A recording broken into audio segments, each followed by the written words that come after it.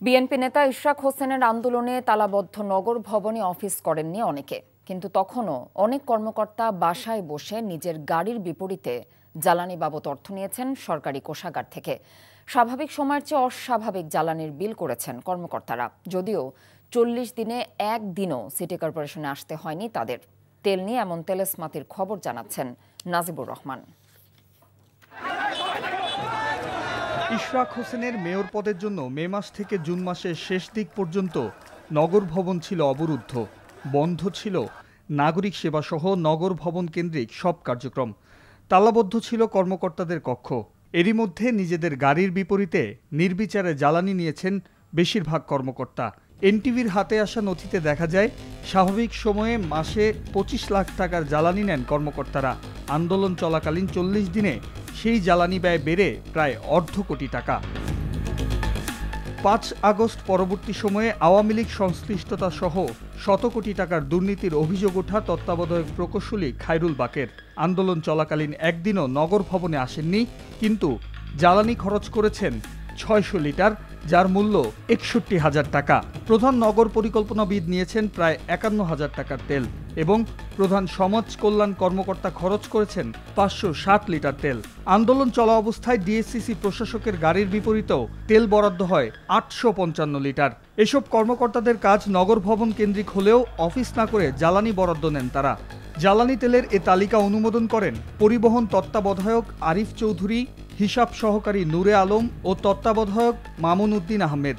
ব্যাখ্যা দিয়েছেন এমন অসঙ্গতির। আন্দোলনের সময় তো আসলে এই সময় পুরোপুরি হয়তো আমি ওই দায়িত্বটা পুরোপুরি পাই নাই, সই করার দায়িত্বটা পুরোপুরি পাই নাই। আমাদের একজন তত্ত্বাবধায়ক আছে আব্দুল্লাহ আল মামুন, হয়তো উনি করছেন এটা। ওই সময় আমাদের ওই যে আরেক তত্ত্বাবধায়ক ছিল, উনি করছে, কিন্তু জোনালরা অফিস করছে, জোনালরা সচিবালয় রেগুলার অফিস করছে। বাসায় তো থাকেনি, উনি তো মন্ত্র অফিস করছে। উনি বিভিন্ন স্পটে চলে ডিউটি করছে। উনি বিভিন্ন সাইডে যায় পরিদর্শন করছে, মন্ত্রণালয় বৈঠক ডিউটি করছে, ফাইল প্রসেসিং কাজ হয়েছে। অফিসের কাজের বাইরে ব্যক্তিগত কাজে সরকারি গাড়ি ব্যবহার হচ্ছে কিনা এমন প্রশ্নে খতিয়ে দেখার কথা জানান ডিএসসিসির প্রধান নির্বাহী কর্মকর্তা। এটা আমরা একটু খতিয়ে দেখতে হবে। কর্মকর্তা একটু নিজেরা না, একটা বিষয় হলো যে কর্পোরেশনের সিদ্ধান্ত থাকে যে মাসে অথবা দিনে অনেক সময় হয়ে থাকে যে দৈনিক তেল কতটুকু ব্যয় হবে একটা গাড়ির পেছনে, সেটা থাকে। কাজ না থাকলে যেটা হচ্ছে যে আমি যেটা আগেই বলেছি যে কোনো কোনো ক্ষেত্রে তাদের ভিজিটের প্রয়োজন হতে পারে। আঞ্চলিক অফিসগুলো তো খোলাই ছিল, কিন্তু তারা অফিসে যায় না, তার কাজের ক্ষেত্রে হয়তো বিভিন্ন ব্যবহার করতে পারে। আমার দেখতে হবে এটা। চলতি বছর ১৪ মে থেকে টানা ৪০ দিন বন্ধ ছিল নগর ভবন। Najibur Rahman, NTV news, Dhaka. এদিকে জাহাঙ্গীরনগর বিশ্ববিদ্যালয় কেন্দ্রীয় ছাত্র সংসদ হল নির্বাচনের বাকি আর মাত্র ৬ দিন। নজর কেড়েছে প্রার্থীদের অনলাইন ভিত্তিক প্রচার। বিভিন্ন কন্টেন্ট প্রচার করছেন তারা। পাশাপাশি প্যানেল ভিত্তিক ফেসবুক পেজ খুলে মন জয় করার চেষ্টা হচ্ছে ভোটারদের। আচরণবিধি অনুযায়ী নির্বাচন কমিশনের অনুমতি ছাড়া সর্বোচ্চ ২৫ জনের বেশি একত্রিত হতে পারবেন না। এছাড়া বিশ্ববিদ্যালয়ের ভবনে দেয়াল ও শ্রেণীকক্ষ, আবাসিক হলে পোস্টার লাগানো নিষেধ। জাকসু নির্বাচনে ২৫টি প্যানেলের বিপরীতে লড়ছেন ১৭৯ জন প্রার্থী, এর মধ্যে ভিপি পদে লড়ছেন ১০ জন। অন্যদিকে রাজশাহী বিশ্ববিদ্যালয় ছাত্র সংসদ, হল সংসদ ও সিনেটে গতকাল প্রথম দিনে ৩০টি মনোনয়নপত্র জমা দিয়েছেন। রাকসু নির্বাচনে ২৩টি পদে লড়তে ইতোমধ্যে ৪৬৬ জন এবং সিনেটে ৮৪ জন প্রার্থী মনোনয়নপত্র সংগ্রহ করেছেন। কুমিল্লা এখন অটোরিকশার নগরী। প্রয়োজনের অতিরিক্ত অটোরিকশার কারণে সকাল থেকে গভীর রাত পর্যন্ত নগরী জুড়ে যানজট লেগেই থাকে। এতে নষ্ট হচ্ছে কর্মঘণ্টা, ব্যাহত হচ্ছে স্বাভাবিক জীবনযাত্রা। আবার এদের বেপরোয়া গতির কারণে নিত্যদিন দুর্ঘটনাও ঘটছে। কুমিল্লা প্রতিনিধি মাহফুজ নান্টুর প্রতিবেদনে দেখুন বিস্তারিত। কুমিল্লা নগরের প্রধান সড়ক সহ ২৭টি ওয়ার্ডে এখন দাপিয়ে বেড়াচ্ছে ব্যাটারি চালিত অটোরিকশা ও মিশুক। ৫,০০০ অটোরিকশা ধারণ ক্ষমতা সম্পন্ন সড়কে চলছে ৪৫,০০০-এর বেশি ইজি বাইক ও মিশুক। নগরে যানজটের অন্যতম কারণ এই অটোরিকশা। এদিকে বেপরোয়া অটোরিকশা চালকদের কারণে প্রায় প্রতিদিনই ঘটছে দুর্ঘটনা। অটোটা সাইড দেওয়ার সময় হুট করে উল্টে পড়ে আমার উপরে অটোটা পড়ে গেল। এমন দিন বাদ নাই এই যে আমাদের পিছনে এই অংশে অটো অ্যাক্সিডেন্ট হয় না। এগুলো নিয়ন্ত্রণ করা হোক, একেবারে তো বন্ধ করা যাবে না। কুমিল্লা নগরের প্রধান সড়কের মধ্যে শাসনগাছা, কান্দিরপাড়, রাজগঞ্জ, টমসন ব্রিজ ও চকবাজারে সড়কের জায়গা দখল করে গড়ে উঠেছে অটোরিকশা স্ট্যান্ড। এতে করে প্রতিনিয়ত যানজট বৃদ্ধি পাচ্ছে। আমরা প্রতিনিয়ত অভিযান করছি, বিভিন্ন জায়গাতে উচ্ছেদ করছি এবং যেন যত্রতত্র সিন যেগুলো না দাঁড়ায় এবং যেখানে সেখানে যেন ওরা স্ট্যান্ড তৈরি করতে না পারে, সেজন্য আমরা কাজ করে যাচ্ছি। অভিযোগ উঠেছে 2012 সালে কুমিল্লা সিটি কর্পোরেশন গঠনের পর এক যুগের বেশি সময়ে যে কয়েকজন মেয়র সিটি কর্পোরেশনের দায়িত্ব পালন করেছেন তাদের মধ্যে কেউ নগরীর সড়কে চলাচল করা অটোরিকশাগুলোকে শৃঙ্খলায় ফিরিয়ে আনতে পারেননি। বেশ কিছু চেকপোস্ট আমরা অলরেডি স্থাপন করেছি। সিদ্ধান্ত নেওয়া হয়েছে যে 6000 মিশুক বা অটোরিকশা আমাদের শহরের মধ্যে থাকবে এবং এদেরকে কিউআর কোড যুক্ত ড্রেস থাকবে, যাতে এগুলা কুমিল্লা শহরে যাতে প্রবেশ যাতে না করতে পারে। কুমিল্লা নগরীতে প্রয়োজনের বেশি অটোরিকশাগুলো এখন ধাতব দানবে পরিণত হয়েছে। যানজট ও দুর্ঘটনা রোধে শুধু আশ্বাস নয়, অতিরিক্ত অটোরিকশা ও মিশুক নগরী থেকে সরিয়ে সড়কে শৃঙ্খলা ফিরিয়ে আনার কার্যকর পদক্ষেপ নেবে সিটি কর্পোরেশন, এমন প্রত্যাশা কুমিল্লা নগরবাসীর। NTV news desk.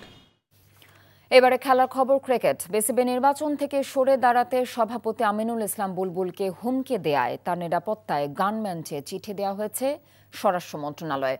বিসিবির প্রধান নির্বাহী কর্মকর্তা নেজাবউদ্দিন চৌধুরীর স্বরাষ্ট্র মন্ত্রণালয়ের জননিরাপত্তা বিভাগের সচিব বরাবর নিরাপত্তা কর্মী চেয়ে চিঠি দিয়েছেন। চিঠিতে অনাকাঙ্ক্ষিত পরিস্থিতি ও ঢাকা সহ দেশের বিভিন্ন প্রান্তে আমিনুল ইসলামের বিচরণকে গুরুত্ব দিয়ে তার জন্য গানম্যান নিয়োগের অনুরোধ জানানো হয়েছে। অক্টোবরে অনুষ্ঠেয় বোর্ড নির্বাচনে ঢাকা বিভাগ অথবা জেলার কাউন্সিলর হয়ে পরিচালক পদে লড়ার সম্ভাবনা রয়েছে আমিনুল ইসলামের। এর মাঝে অজ্ঞাত পরিচয় একজন তাকে নির্বাচনে অংশ না নিতে হুমকিও দিয়েছেন।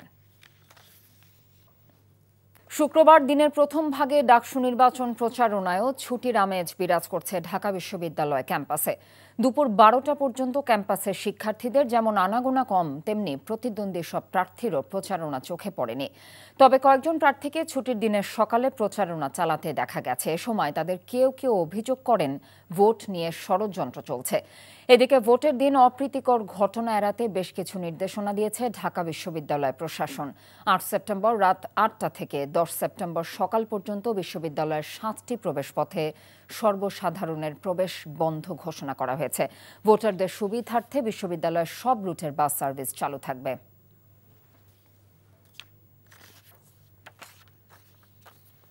দীর্ঘ প্রতীক্ষার পর জট খুলেছে বগুড়া সিরাজগঞ্জ ডুয়েল গেজ রেলপথ প্রকল্পের।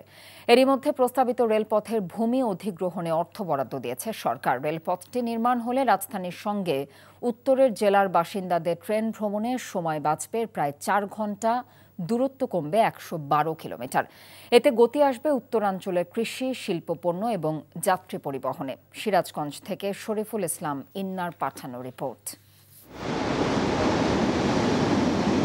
ব্রিটিশ শাসনামল থেকেই সিরাজগঞ্জের সঙ্গে দেশের উত্তর ও দক্ষিণাঞ্চলের জেলার রেল যোগাযোগ থাকলেও বগুড়া পর্যন্ত ছিল না সরাসরি ট্রেন যোগাযোগ।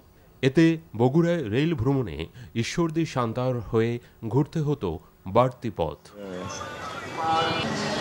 2018 সালে বগুড়া সিরাজগঞ্জ ডুয়েল গেজে রেলপথ নির্মাণ প্রকল্প গ্রহণ করে সরকার। নতুন রেলপথের জন্য সিরাজগঞ্জ ও বগুড়ায় 960 একর ভূমি অধিগ্রহণ এগিয়ে নিতে সম্প্রতি বরাদ্দ হয় 2000 কোটি টাকা। অতি দ্রুত সিরাজগঞ্জের এবং বগুড়ার যে রেলপথ সেটা বাস্তবায়ন চাই। এটা বাস্তবায়ন হলে যেহেতু আমরা সিরাজগঞ্জ উত্তরবঙ্গের প্রবেশদ্বার, আমাদের ব্যবসায়িক কাজে সুবিধা হবে। তো আমাদের যে দাবি যে রায়পুরে জংশন করে এটা ঢাকা পর্যন্ত নিয়ে যেতে হবে, অর্থাৎ সিরাজগঞ্জ শহরবাসী যেন খুব সহজেই এই ট্রেনটাকে ব্যবহার করতে পারে। 85 কিলোমিটার রেলপথ ঘিরে বগুড়া অংশে 4টি ও সিরাজগঞ্জ অংশে নতুন নির্মিত হবে 5টি স্টেশন। আমরা 420 একর সিরাজগঞ্জ অংশে জমির অধিগ্রহণের কার্যক্রম প্রায় চূড়ান্ত পর্যায়ে নিয়ে এসেছি। আমাদের অংশে প্রাক্কলিত মূল্য 1127 কোটি টাকা। ইতিমধ্যে 950 কোটি টাকা বাংলাদেশ রেলওয়ে থেকে আমরা পেয়েছি। মেয়াদ 2026 সাল পর্যন্ত বাড়ানো হলেও 5,500 কোটি টাকার প্রকল্প 7 বছরে বেড়ে দাঁড়িয়েছে 10,000 কোটি টাকায়। ভারত অর্থ ছাড় না দেয় নতুন করে কোনো দেশের সাথে চুক্তি হয়নি এখনো। NTV news desk. আগামীতে জামায়াত ইসলামী ক্ষমতায় গেলে সরকারি ন্যায্য সুযোগ সুবিধা যতটুকু কম নেওয়া যায় চেষ্টা করবে তার দল বলে জানিয়েছেন দলের আমির ডক্টর শফিকুর রহমান। রাজধানীর ইব্রাহিমপুরে মণিপুর স্কুল অ্যান্ড কলেজ মাঠে জামায়াতের ফ্রি মেডিকেল ক্যাম্প উদ্বোধন শেষে তিনি এসব কথা বলেছেন। ক্ষমতায় গেলে সমাজের সব ক্ষেত্রে বঞ্চিত মানুষ হবে তাদের প্রধান অগ্রাধিকার বলেও জানিয়েছেন জামায়াতের আমির। এ সময় ভয় ও শঙ্কামুক্ত একটি মানবিক বাংলাদেশ গড়ার লক্ষ্যে দেশের সার্বভৌমত্ব রক্ষায় জামায়াতে ইসলামীর পক্ষে ভোটের মাধ্যমে জনগণের রায় দেবার আহ্বান জানিয়েছেন তিনি। নির্বাচিত হলে 5 বছরে একটি নতুন বাংলাদেশ গড়ার প্রত্যয় ব্যক্ত করেছেন তিনি।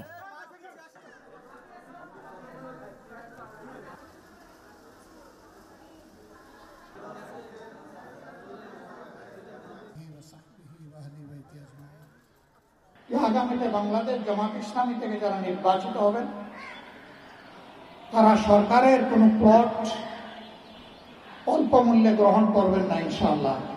একদিকে আমরা বলবো জনসভাকে ইবাদত মনে করি, আরেকদিকে জনসভাকে খেত মারার হাতিয়ারে পরিণত করব। জামাত ইসলামী এটা করবে। জমে উঠেছে ডাকসু নির্বাচন। ক্যাম্পাসের বিভিন্ন হলে হলে গিয়ে ভোটারদের কাছে ভোট নিবেদন করছেন। মসজিদে নামাজ শেষেও প্রচারণায় বের হয়েছেন বিভিন্ন প্যানেলের প্রার্থী। এ সময় তাদের কেউ কেউ অভিযোগ করেন ভোট নিয়ে ষড়যন্ত্র চলছে। ভোটের দিন অপ্রীতিকর ঘটনা এড়াতে বেশ কিছু নির্দেশনা দিয়েছে ঢাকা বিশ্ববিদ্যালয়ের প্রশাসন। 8 সেপ্টেম্বর রাত 8টা থেকে 10 সেপ্টেম্বর সকাল পর্যন্ত বিশ্ববিদ্যালয়ের 7টি প্রবেশ পথে সর্বসাধারণের প্রবেশ বন্ধ ঘোষণা করা হয়েছে। ভোটারদের সুবিধার্থে বিশ্ববিদ্যালয়ের সব রুটের বাস সার্ভিস চালু থাকবে। এদিকে স্বতন্ত্র প্যানেলের জিএস পদ থেকে সরে দাঁড়িয়েছেন মাহিন সরকার।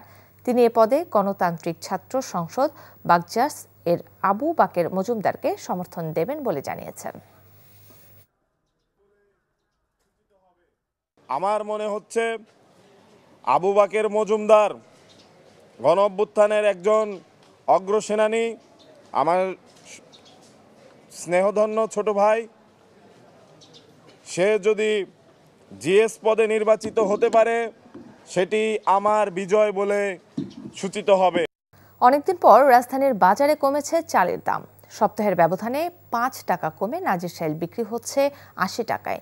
মিনিকেট 80 থেকে কমে 75 আর মোটা চাল 55 থেকে কমে 50 টাকার আশেপাশে। এদিকে প্রতিদিনই কমা বাড়ার মধ্যে আছে ডিমের দাম। আজ প্রতি ডজন লাল ডিম বিক্রি হচ্ছে 135 টাকায়। তবে বেড়েছে মুরগির দাম। এক পেঁপে ছাড়া স্বাভাবিকের চেয়ে বাড়তি সবজির দামও। সেলিম মালিকের রিপোর্ট। দেশের বাজারে চালের অতিমূল্যের লাগাম টানতে শুল্কমুক্ত চাল আমদানির সুযোগ দিয়েছে সরকার। গত 12 আগস্ট থেকে হিলি স্থলবন্দর দিয়ে প্রতিদিন ভারত থেকে চাল আসছে গড়ে প্রায় 100 ট্রাক। বাজারে আমদানি করা চালের সরবরাহ বাড়ায় কমতে শুরু করেছে মিনিকেট, বিয়ার 28, নাজির ও মোটা চালের দাম। তবে কেজিতে অন্তত 10 টাকা বেড়েছে পোলাও চালের দাম।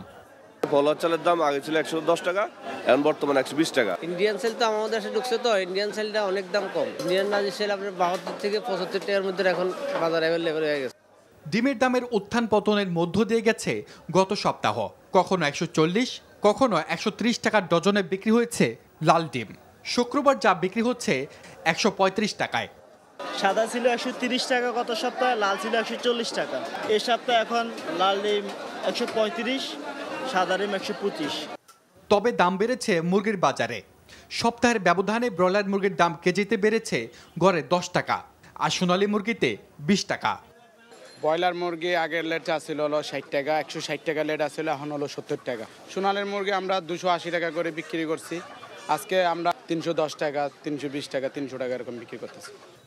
নতুন করে দাম না বাড়লেও এখনও কেজি প্রতি 80 টাকার আশেপাশে বিক্রি হচ্ছে বেশিরভাগ সবজি। 20 টাকা বেড়ে 150 টাকার উপরে বিক্রি হচ্ছে কেজি প্রতি মসুর ডাল। আমরা আগে মসুর ডাল বিক্রি করতাম 140 টাকা, আর এখন বিক্রি করতে হচ্ছে 160 টাকা। টমেটো হলো 150 টাকা, 40 টাকা। পটল হলো 80 টাকা, তারপর করলা 100 টাকা, উস্তে 100 টাকা। স্বস্তি হলো সপ্তাহের ব্যবধানে বাজারে কিছুটা কমেছে দেশি মাছের দাম। সেলিম মালিক, এনটিভি নিউজ, ঢাকা। যতক্ষণ পর্যন্ত না নির্বাচন হবে এবং ফল ঘোষণা হবে ততক্ষণ পর্যন্ত বিএনপি জনগণকে সাথে নিয়ে মাঠে থাকবে বলে জানিয়েছেন দলটির স্থায়ী কমিটির সদস্য গয়েশ্বর চন্দ্র রায়। রাজধানীর পল্টনে ডিপ্লোমা মেডিকেল অ্যাসোসিয়েশনের অনুষ্ঠানে বিএনপি নেতা গয়েশ্বর চন্দ্র রায় বলেন, আওয়ামী লীগের দমন পীড়নের মুখে সাধারণ মানুষও অনিয়মে জড়িয়ে পড়েছিল। এ সময় তিনি বলেন, প্রধান উপদেষ্টা আগামী নির্বাচনকে নিয়ে যা বলেন তার সহকারীরা উল্টো কথা বলেন। আগামী নির্বাচনের দিকে দেশের মানুষ তাকিয়ে আছে উল্লেখ করে গয়েশ্বর চন্দ্র বলেন, নির্বাচনের ফলাফল ঘরে না তোলা পর্যন্ত সাধারণ মানুষকে সাথে নিয়ে মাঠে থাকবে বিএনপি।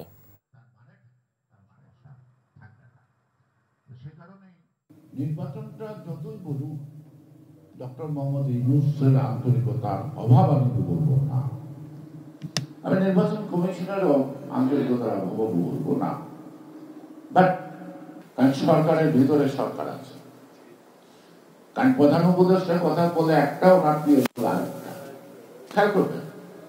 সে কারণেই আপনি একটি গণতান্ত্রিক পদ্ধতিতে একটি জবাবদিহিমূলক যদি গণতান্ত্রিক ব্যবস্থা করে না তুলতে পারেন তাহলে কোনো ক্ষেত্রে কিন্তু জবাব দিতে আসবে না। সাবেক অর্থ পরিকল্পনা মন্ত্রী বিএনপির স্থায়ী কমিটির সদস্য এম সাইফুর রহমানের ১৬তম মৃত্যুবার্ষিকী আজ। ২০০৯ সালের এই দিনে সিলেট ঢাকা মহাসড়কে সড়ক দুর্ঘটনায় প্রাণ হারান তিনি। বাংলাদেশ জাতীয়তাবাদী দলের প্রতিষ্ঠাতা এই সদস্য জীবনের শেষ দিন পর্যন্ত বিএনপিতে আত্মনিয়োগ করেন। তিনি মৌলভীবাজার ও সিলেট থেকে একাধিকবার সংসদ সদস্য নির্বাচিত হয়েছেন। ২০০৬ সালের ৮ জুন ১২তম বাজেট পেশ করেছিলেন। অর্থমন্ত্রী ছাড়াও তিনি দেশ ও বিদেশের স্বার্থ সংশ্লিষ্ট প্রতিষ্ঠানগুলোতে নানা গুরুত্বপূর্ণ দায়িত্বে ছিলেন। ২০০৯ সাল ঢাকা সিলেট মহাসড়কের খড়িয়ালা নামক স্থানে সড়ক দুর্ঘটনায় প্রাণ হারান তিনি। ডাকসু নির্বাচনী প্রচার প্রচারণার শেষ হতে আর মাত্র দুদিন বাকি।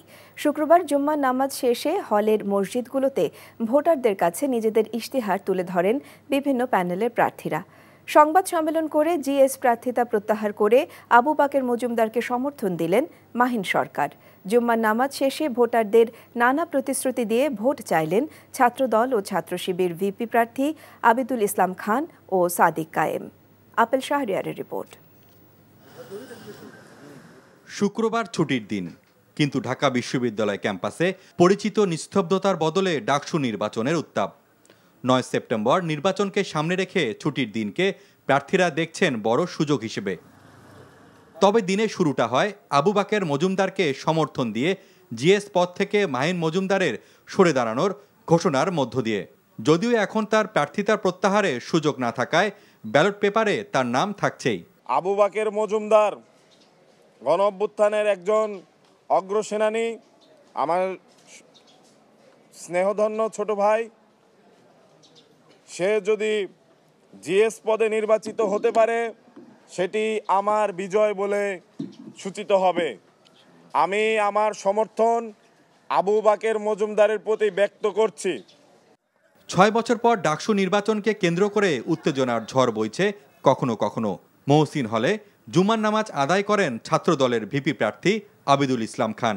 সামাজিক যোগাযোগ মাধ্যমে অপপ্রচারের অভিযোগ তার। সাইবার বুলিং এবং হচ্ছে যে আপনার অপপ্রচার যেটা চলছে, প্রপাগান্ডা চলছে বিভিন্ন গ্রুপগুলোতে, মানে হচ্ছে যে খুব মেসিভ আকারে, মানে রাজনৈতিক প্রার্থীগুলোকে রাজনৈতিকভাবে মোকাবেলা করতে ব্যর্থ হয়ে এই অপপ্রচারে একটা গোষ্ঠী নেমেছে।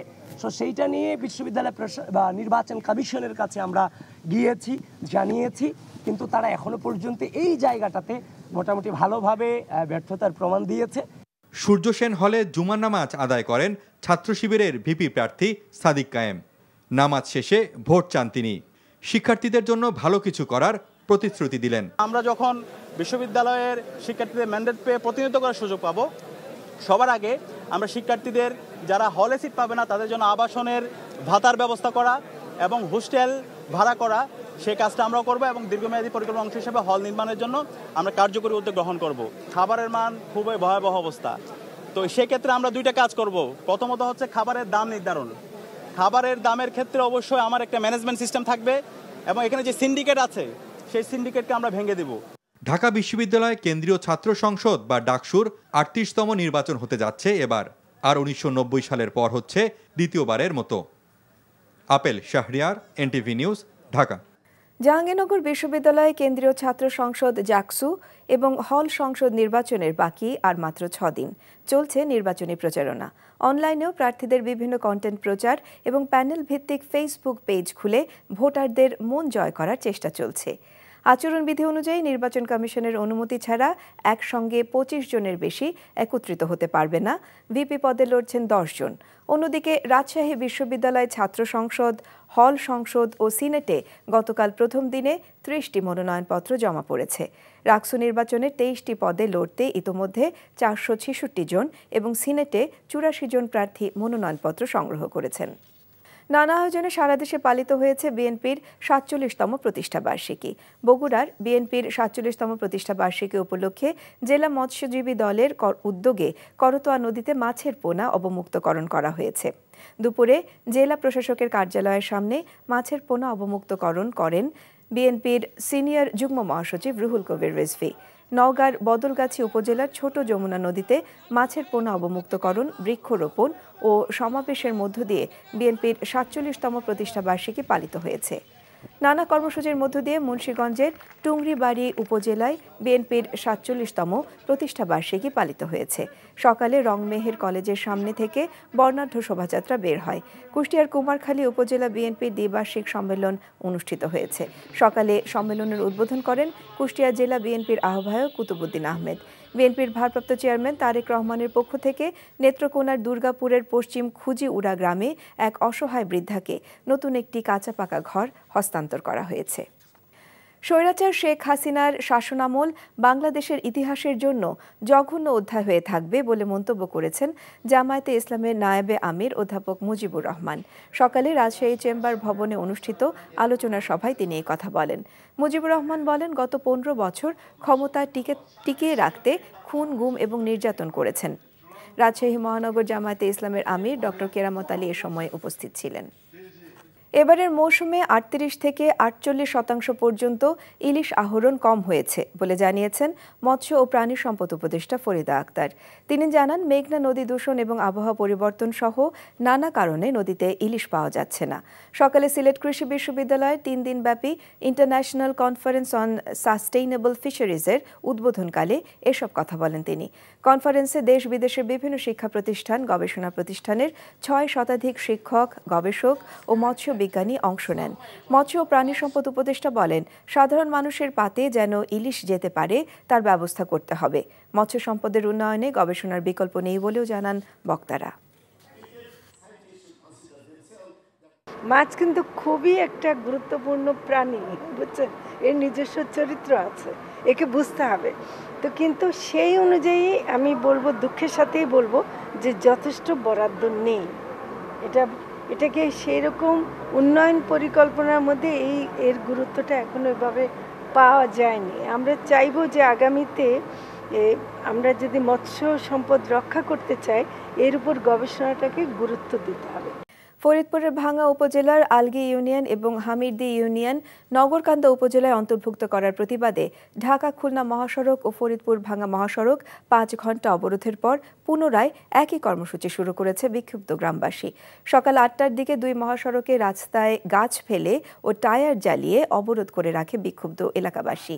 এ সময় 2টি মহাসড়কের প্রায় কয়েক কিলোমিটার এলাকা জুড়ে যানজট তৈরি হয়। দুপুর 1টার দিকে প্রশাসনের আশ্বাসে অবরোধ প্রত্যাহার করে নেয় গ্রামবাসী। বিকেল 4টার দিকে ভাঙ্গা গোল চত্বর এলাকায় জড়ো হয়ে দ্বিতীয় দফায় শুরু হয় একই অবরোধ।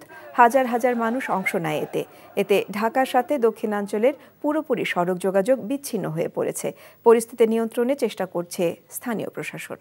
গণ অধিকার পরিষদের সভাপতি নুরুল হক নূরের ওপর হামলাকারীদের দ্রুত গ্রেফতার এবং বিচার দাবি করেছে বিভিন্ন রাজনৈতিক দলের নেতারা।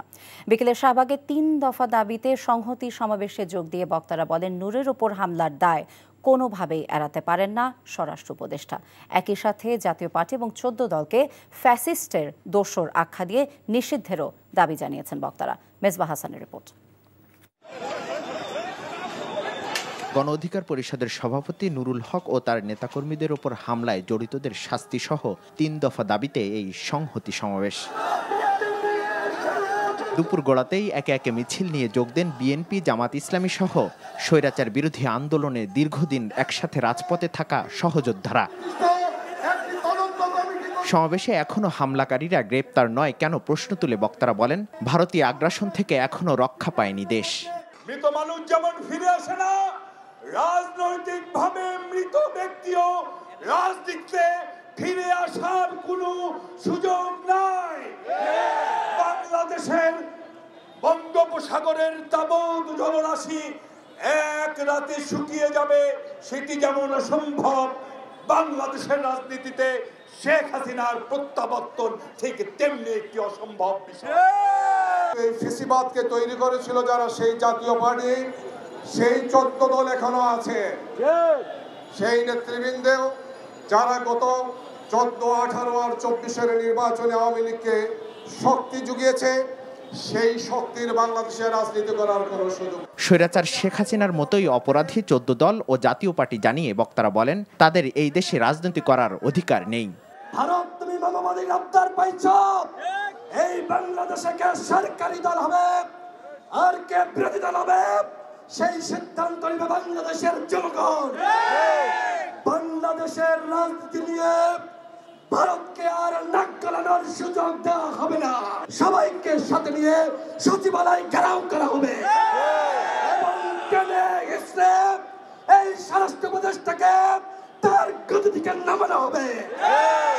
সমাবেশ থেকে স্বৈরাচার শেখ হাসিনার আমলে সব অপকর্মের বিচার দ্রুত কার্যকর করার আহ্বান জানান বক্তারা। Misbah Hasan, NTV news, Dhaka. Asian cup বাছাইয়ের প্রস্তুতি নিতে কাল নেপালের বিপক্ষে মাঠে নামবে বাংলাদেশ। খেলাটি শুরু হবে বিকেল 5:45-টায়। হামজা শমিত ছাড়া খেললেও বাংলাদেশকে দ্বিতীয় সারির দল বলতে নারাজ হেড কোচ হ্যাভিয়ার ক্যাপ্রেরা। নিলয় মজুমদারের ডেস্ক রিপোর্ট।